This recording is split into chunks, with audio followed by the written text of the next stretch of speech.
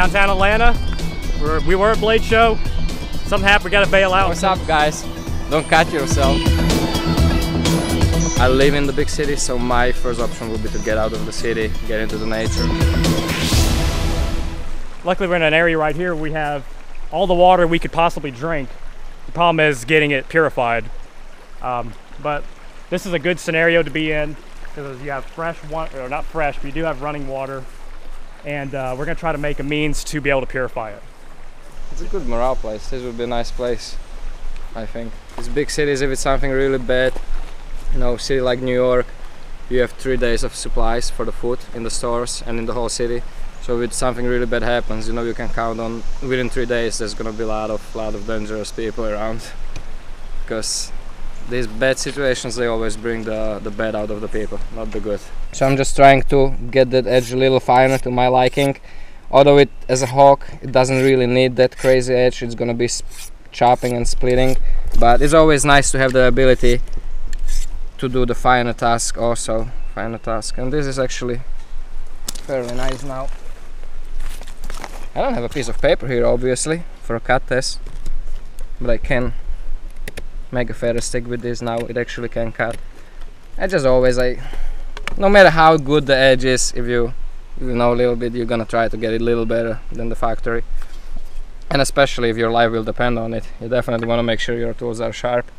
Because remember, the sharp knife is the safe knife. We have here the Spyderco Manix 2 XL. Beautiful knife. You have that nice long full flat ground blade, which I hope will assist in chopping, maybe possibly batoning. You have a perfectly big handle, lots of grip, so that's gonna be good. You could even use this little area right here, which I like, to kind of choke down, get a 3-finger grip, perhaps for more chopping. But obviously this is not the knife of choice I would take out here. I would obviously have a giant fixed blade as well. But we're testing the scenario of this is absolutely all you have, your EDC for that day. I think the first thing what you want to start here is get the fire going. It's a big morale boost. It's important to keep you warm if it's cold, which it isn't, but it is, for me it is a big morale boost to have the fire going. Maybe get some lean-to, simple lean-to going, I don't know. We can probably try that here. Shouldn't be that much of an impact for the nature. Just a simple lean-to. Maybe we're gonna try to catch some fish. We'll see about that. Dead material right here. Of course, you peel it back and it's wet. So what you could do is either stick this in your pocket, let your body heat absorb that moisture. But you also have to worry about what are you putting in your pocket with this. You know, down here we have ticks, deer ticks, which you can't see. So you just got to be careful. But obviously in a bailout situation, your first priority is not going to be if you get a tick on you. It's going to be getting that fire going so you could purify water or perhaps cook some food. Lighter. No matter what, always have a lighter, and the ferro rod is the backup. You know, ferro rod, I never light a fire with the ferro rod outdoors, but I always do have the lighter on you. It's like you don't count just on your skill and your fun set with the ferro rod or with the friction fire. Always make sure you do have a regular lighter on you. The back of the saw, wood saw on the multi-tools. If it's a Victorinox, if it's a Leatherman, one of the best strikers there are, and you don't have to carry, you know, since I carry this all the time on me, I don't have to carry the original striker from the ferro rod, and it works much better than the spine of any knife. It's much safer, and it just works perfect. So let me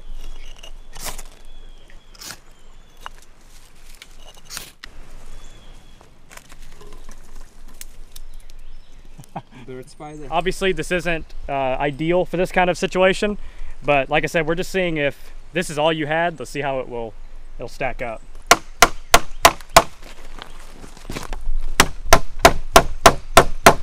Steel on this S30V, so it shouldn't have any problem retaining an edge after this.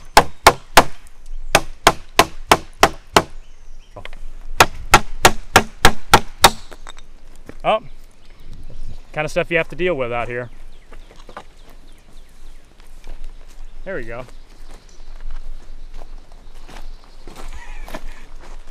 Gavko, he don't need no knife. How Gavko batons.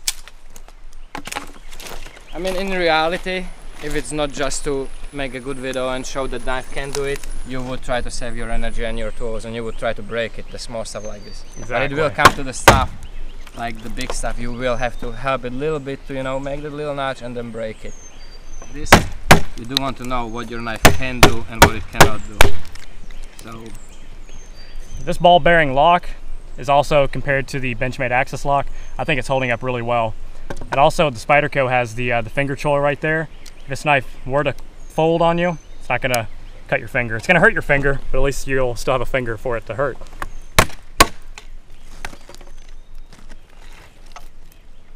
Let's see the blade play. A little bit side to side, absolutely rock solid, none up and down whatsoever. I mean, I'm really muscling it, there's none. Also, this nice little finger choil right here allows you to choke up on a rather large blade. Oh yeah. Still retains that edge. Of course, you want to be careful not to slice into some rocks. Debarking really nice. This is the kind of stuff you want to make a fire with. These little chips, these little curly cues. That's great for starting a fire. You see, this is having no trouble making those. That's where you need a good sharp knife. And this S30V steel is going to hold this edge rather long out here. This little stuff. You can't do this with a dull knife either. Hatchets are nice. Hatchet and hogs are nice, especially small ones like this, because they are very light, and in the preparing of the bigger wood they will work better than a similar size knife. But it also comes to your skill set. They are a bit harder to learn and control, and they are more dangerous than knives. Knives are more forgiving, but you know, hatchet like this will outperform a big knife.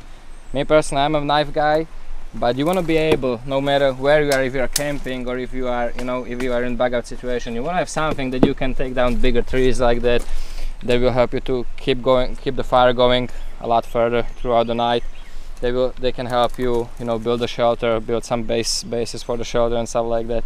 So, you know, small thing like this, beside being really cool urban, you know, entry and exit tool, they will get the job done even in the nature to chop some trees. So this is actually very hard dry wood, but it's rotten inside, so I might be able to just make nice little notches on both sides and, you know, break it, and we're gonna have a lot of fire for the night. This, guys, is actually one of the best things you can find and even put into your bug out bag, because this is really rich for sap fed wood. This thing will catch fire. People sell these things as for bug out kits. All this you see, all this really, you know, sappy, golden looking, spongy thing, almost spongy, that's all sap. This thing will light up on fire. Let me show you real quick. This thing will light up on fire like a torch. It's literally like a candle. You see the black smoke, and this will keep going good. It will catch really easy spark from the ferro rod, and you see how it bubbles. That's all the sap. Really good. Even if you find this, it's pretty rare. If you find this, just take a piece and stick it in your bag. It smells beautifully and it's good thing. It does smell nice, yeah. Even on its own, it's a very nice smell. And it's a really good thing to have, you know, piece of wood. It's a candle. Yeah, it doesn't take no space, and you can always count on it. It doesn't get wet because all the sap inside. It will keep it dry, and you can see here. This is, I don't know what would I compare it to. This is like flat rubber. It's really nice, amazing wood.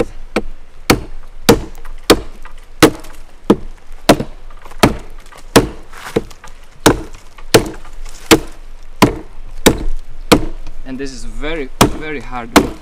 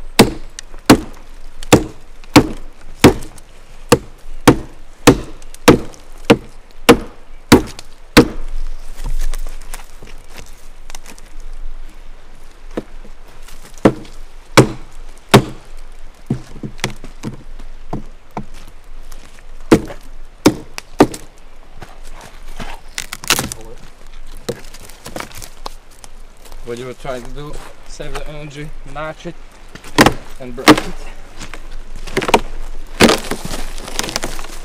Two people come in handy.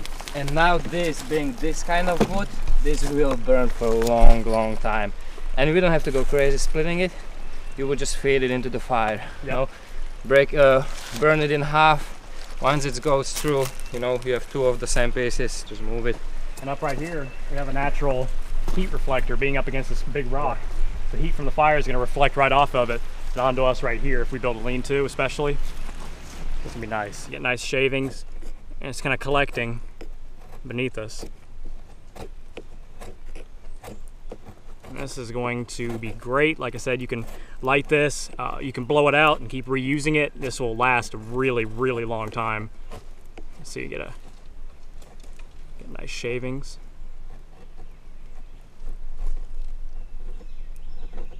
This full flat grind is really biting into the wood. You can see how it's making those little, like a feather stick almost. And these, you would break those off, being very careful. And that's the kind of tinder you need to start a fire. Because like I said, you can't start out making a big fire.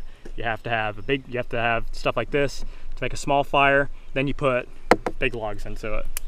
You really want to boil your water or have some kind of better filtration than just mechanical filtration, because the main problem here is the Gerardia. Yeah. Which is kind of, you know, in Europe when I was growing up, you don't really have to worry about, we don't have that. So as long as you see that the stream is somewhere in the mountains and you don't have no agricultural places around, you don't have to worry about anything. As long as you know, walk couple meters upstream, make sure there's no dead animal. But here you never know, you know, raccoons and all the other animals, the water can be clear as your, you know, faucet. You can still get some nasty stuff out of it. It's not much, but it'll do in a pinch. Nice stainless steel foldable cup. Maybe put some water in there. It may not look like much, but it will hold water. Get a little bit in this little cup and try to heat it up by the fire.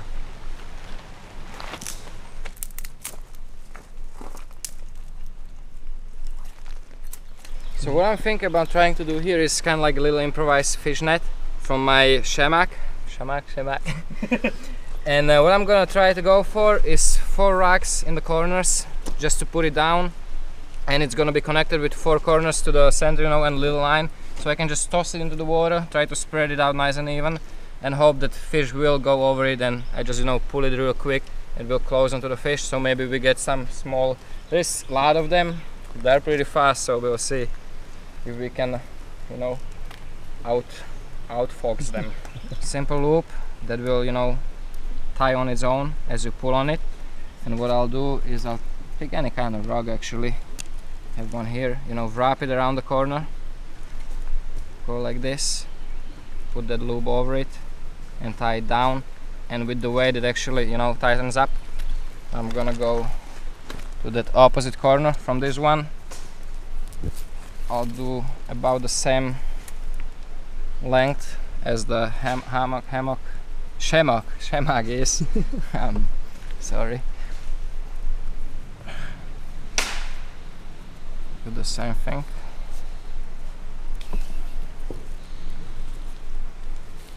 And I'll do one more. This one is actually long enough, so I don't have to cut it and keep one nice piece of paracord. I will just, you know, copy this distance, do the same thing here.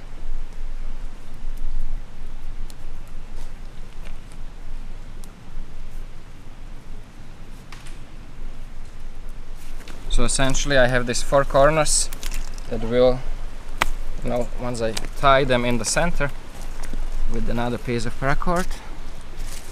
All this actually, you should have enough paracord on your wristband, on your survival bracelet, to, you know, fashion something like this in this style.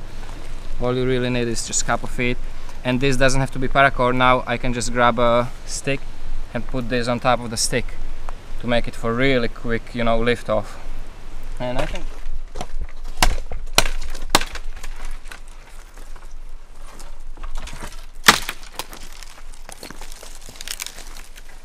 so what I did is just I fashioned, you know, long stick. It's gonna be plenty strong for this light little thing, and we're gonna try what we can do with this. Go under. You can actually drop one in the center to help it a little bit. Ideally, I think I would just actually walk, take my shoes off, walk into the deeper water wherever I can reach with the stick, set it there nicely. They often like to be close to those big rocks because they can hide in the crevices underneath them. So I would probably set it up a couple feet away there, and just got this stick right underneath the paracord. So when I yank it out, it will close up on it. Yep, just like so.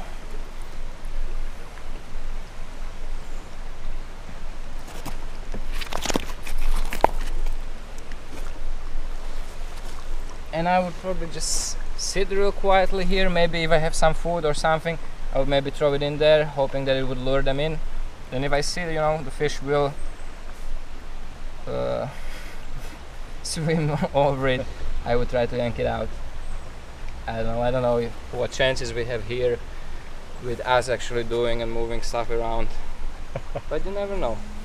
I'm thinking what I would do, since we do have plenty of cordage, what I would do, I would lash a paracord from the tree to whatever closest we can get there, nice, that runs right over this, that will give us that main support, and just put some basic, bunch of a lot of light branches as a roof, and bunch on the bottom. We'll try that. That garbage bag would be nice there. Yeah. Because I think that would be the easiest way to save the energy. Run one line, cross line, and just lean the light stuff on top of it, and then we isolate the bottom somehow. But like we said, we wouldn't normally set the actual lean-to this close to the water, because you never know, if you get the flood water it could end up really bad. Could we actually, that would be pretty cool if this would reach. Try to take this garbage bag and cut it up so we have a nice platform to lay down on the ground, so we're not having to lay down on top of the dirt, leaves, possibly bugs. It's gonna be kind of a luxury. Try to cut down the seam.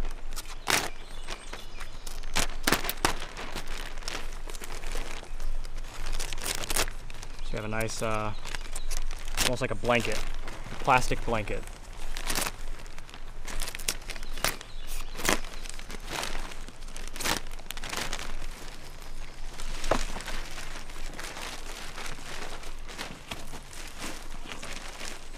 Butchered it. So what I'm trying to do here is I'm gonna collect a couple of these branches to make, simple roof. Just lay it over the paracord, just to give it a little protection in case it would rain. You just want to have a lot of this, the bigger leaves the better. You just need to make sure that it will reach. Depends on the setup of your lean-to. Let me show you. I'm gonna have to separate, setting up this way, just a lot of them. Or if it was set up a little differently, I'll be going from the ground to that front, so the lean-to is down there, and you just want to put a bunch of them. How it is with the leaves always on the bottom, so they tend to, and try to angle it downward, so if it were gonna rain, it would rain in front of the lean-to or in the back, and then back up to, onto you. So I don't think we're gonna down the half of this place just to make that roof, just to get an idea. I think this is what I would be doing, find a lot of these, and like I said, the bigger leaves the better. Oops, sorry. Possibly one of those garbage bags to put underneath it, just to give it a little more rain-proofness, waterproofness. Harmless, but they do stink. No match for my Spyderco. One nice thing to stay safe and do stuff more efficiently with the little hatches and hooks like this, if you're splitting Remember, in nature you won't have, you know, straight cuts from saws like you have on your background when we do the videos and stuff like that. You will have, you know, broke up stuff that you chop through that will not stick like this, so you're gonna, you know, baton like this with it. So one very nice trick is you set your hook, you know, where you want it, you touch the handle, you put the hand between the wood and the handle and break it like this. Nice thing with the hog is that you have really a lot of prying power compared to the knife. So, you know, you break it open like this, and probably break it with hands, you know, and so on, so on. And this is nice hard soft dry wood. Same thing.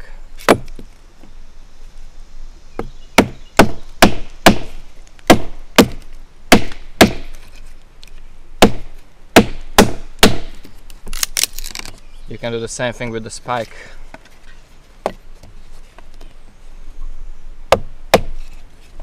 Or you can just set it up this way, and, you know, if you have good aim. Spike has even better penetration because it's smaller, and that also helps you in the case of hook. It will help you to save your main edge, to keep it sharper longer.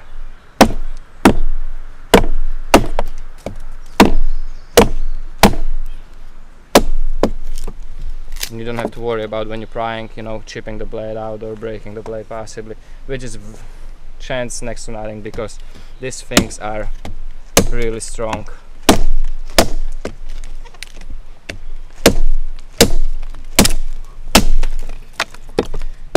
I like me a good hook, especially in the car. Keep it in the car. You never know what you know, what you can run into when you need to open something, break something, or stuff like that.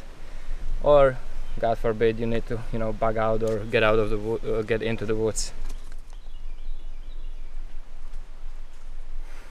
These little pieces of charcoal right here from your burned wood. That's actually pretty useful too. If you have an upset stomach, eat something you shouldn't have. Maybe it's toxic, make you sick. Put some of this in some water and drink it, and it will make you throw up. There it is. Pull out.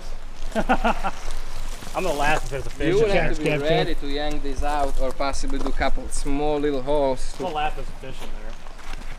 That would be funny. Yeah, it would. What'd you get us for lunch, man? I think I can cool your head down with the with the wet bandana. Some nice Georgia lobster in there. It would be cool. I would eat it if there was a lobster. I'm eating it. All right, we have a little base right here. Since underneath are all these kind of rocks, so I want to have a base. I'm gonna do a little light batoning. I think the knife can take it. If you don't have a hatchet, or maybe you're trying to make smaller, little tender for your fire, it's a good way to do it. Here's obviously where the full flat grind is going to come into play. Right through it. No compromise lockup, which is what I like to see. This little piece right here. If you got the baton with kind of rocks underneath, you don't want to go all the way through.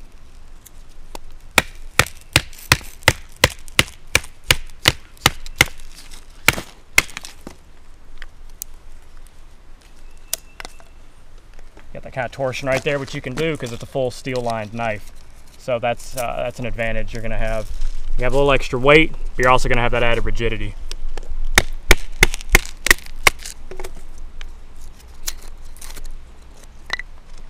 Hatchets are great for having big logs, but if you have little bitty tasks, the knife still works pretty well.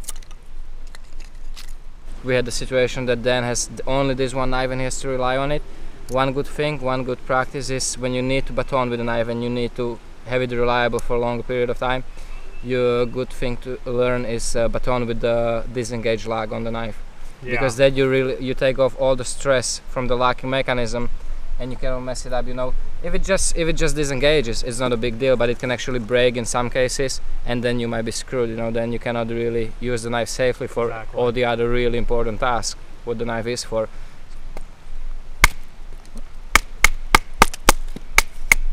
Kind of like that?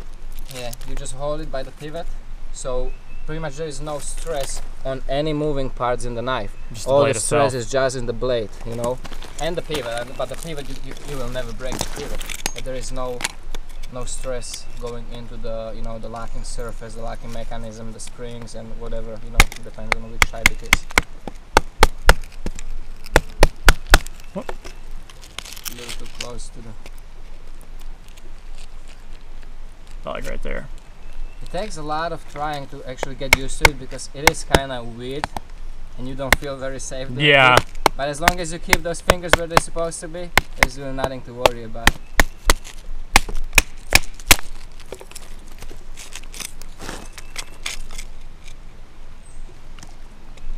But yeah, really, if most of us, even if we end up like this, we'd never really do this because it is a lot harder. And it's much more convenient to do it with the regular open knife. It does work. Still, you still have a little bit of side to side that can be fixed if you have the proper tools. But obviously out here, if you don't, it's something good to keep track of. Up and down on these locks, it's pretty much impossible because they are made to. The more you use it, the more it, you know, works itself in. Lock breaks in. It goes in. It cannot. It pretty much. Practically cannot get the up and down play the way these locks are designed because the locking mechanism keeps going in and deeper. There's plenty of life in it. We're gonna try the tip strength because with these full flat ground knives you don't have the reinforced swedge up top. I'm just gonna see how the tip holds up if you do have to punch some holes in some logs to make a pilot hole possibly for something. And this is hard fat wood.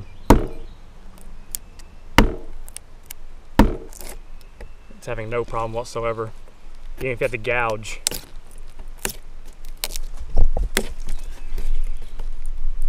For whatever reason.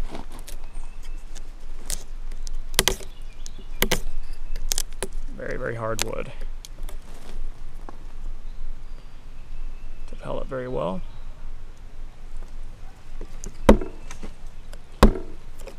Also putting a lot of side-to-side force on the pivot area. Pulling out very well.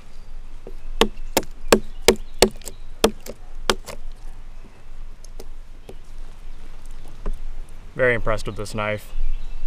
Like I said, no lockup trouble whatsoever. Feels great in the hand. That S30V steel is holding an edge really well, and the full flat ground blade is really going to assist in the chopping and slicing out here.